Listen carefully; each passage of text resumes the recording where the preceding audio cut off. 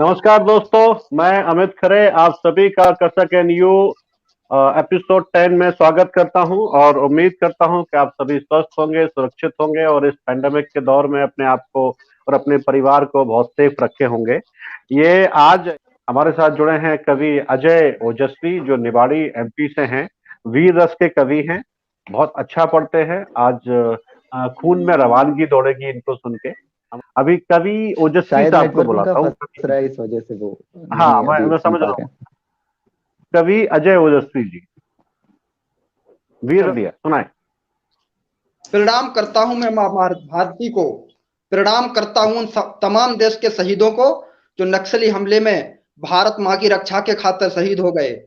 साहब, जब एक सैनिक दूसरे सैनिक भाई की गोदी में सर रख के और शहीद होने की कगार पर होता है तो अपने सैनिक भाई से किस प्रकार पंक्तियां पढ़ता है साहब, कि धोखे से हमला करने को दुश्मन की टोली आई है।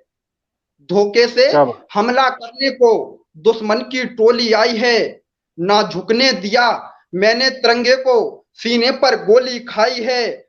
दुश्मन की गोली कि दुश्मन की गोली सीने पर मेरा लूट जहान चली जाए, इससे पहले इन होठों पर मेरी मुस्कान चली जाए। कि तू उठा तिरंगा, कि तू उठा तिरंगा हाथों में, ना इसकी शान चली जाए।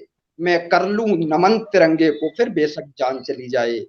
मैं क्या कर बात। लूं नमन क्या तिरंगे बात, को, क्या बेशक बात। जान चली जाए। साहब, हमारे देश के युवाओं को भारत माँ से क्या मांगना चाहिए कि अगर मेरी भारत माँ मुझको ऐसा चलन दे दे, अगर अगर मेरी भारत माँ मुझको ऐसा चलन दे दे, माँ इंदिरा चांद बीबी के चेहरे की सिकन दे दे और वतन के काम में भी आऊं, कि वतन के काम मैं भी मैं भी आऊं। सपूतों का वचन दे दे, अगर कुछ भी नहीं दे सकती मुझे मेरी भारत माँ, तो मरने के बाद बस तिरंगे का कफन दे दे। मरने के बाद बस तिरंगे का कफन दे दे। साहब, तब एक वीर रस बहुत का कवि, सुंदर, बहुत सुंदर। एक वीर रस का कवि युवाओं की सोच को बदलना चाहता है। युवाओं से क्या कहना चाहता है कि दे रहा हूं सीख, समझ लो चाहे भीख। कि दे रहा हूं सीख, समझ लो चाहे भीख। मोहब्बत करना है तो मां भारती से कर। मोहब्बत मोहब्बत करना है तो मां भारती से कर। सीमा पर जा, दुश्मन की गोली से मर। और मोहब्बत ही करना है तो धरती माँ से कर। गर मोहब्बत ही करना है तो धरती माँ से कर। जो तेरा फर्ज है मोहब्बत ही करना है तो माँ बाप से कर, जिनका तेरे पे कर्ज है। गर मेरी ये क्या बात। बात तू समझ जाएगा, गर मेरी ये तू बात समझ जाएगा, तो इस लोक से भी क्या परलोक से भी तर जाएगा। फिर ना कोई मजनू, फिर ना कोई मजनू किसी लैला पर पैदा होगा। पे हर माँ की कोख से एक नया भगत सिंह पैदा होगा। पे हर माँ की कोख से वाह, एक नया भगत सिंह पैदा होगा। बहुत बहुत धन्यवाद बहुत प्यारा, सभी का। बहुत बहुत प्यारा, बहुत प्यारा, बहुत।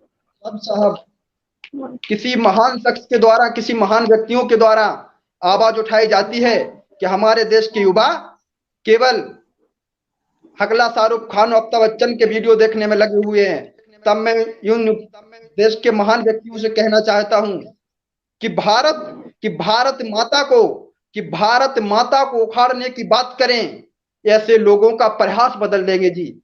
एक घनाक्षरी छंद प्रस्तुत करता हूं आप सभी के बीच में कि भारत माता को उखाड़ने की बात करें, ऐसे लोगों का प्रयास बदल देंगे जी।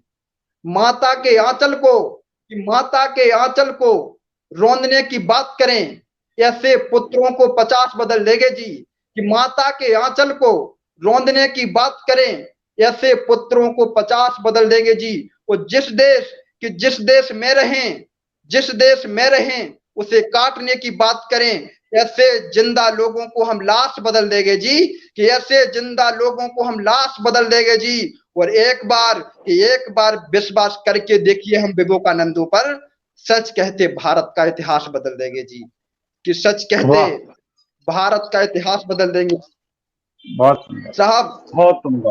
दो पंक्तियां अपने बारे में बता देना चाहता हूं कि मैं किस प्रकार की चाहत रखता हूं।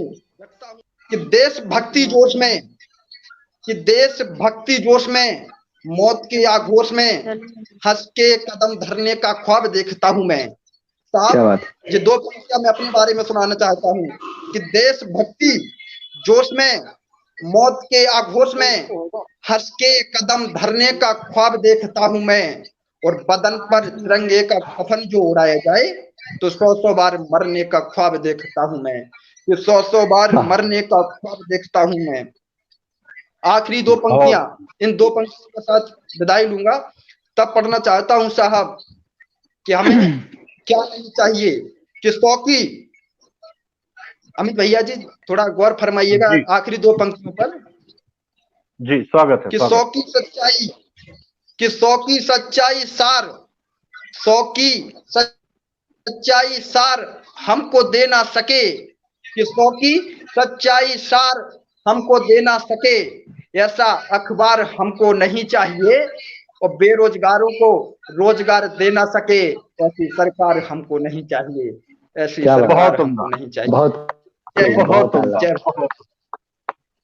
बहुत आपने सही। आपने ना रवान जी जैसे हमारे साथ एक बार पुनीत जी जुड़े थे, 2 बार जुड़ चुके हैं पुनीत पांचाल, वो भी वीर रस के कवि हैं, मंच के कवि हैं, मंचों पे पढ़ते हैं, बहुत उम्दा कवि हैं, बहुत वरिष्ठ कवि हैं। जब उनको हमने पहली बार सुना तो उन्होंने आम्रपाली की एक कथा सुनाई थी। सच कह रहा हूँ ओजस्वी जी के बदन में ना रवानी दौड़ गई थी जिस तरह से उन्होंने सुनाया था। अगर आप में से कोई उनके साथ जुड़ा होगा तो उन्हें पता होगा कितने अच्छे ढंग से वो सुनाते हैं। वीर रस मतलब आपके आपके खून में जब रवानगी दौड़ जाए ना, कि करने का मन कर जाए, तो वही वीर रस है। आपने बहुत अच्छा वीर रस सुनाया, बहुत मजा आया सुनने में। एक प्रतिभावान कवि आप, मजा आया सुन के। मैं आपसे बोलूंगा कि आप बार बार आइए, वीर रस सुनने में मजा ही कुछ और है।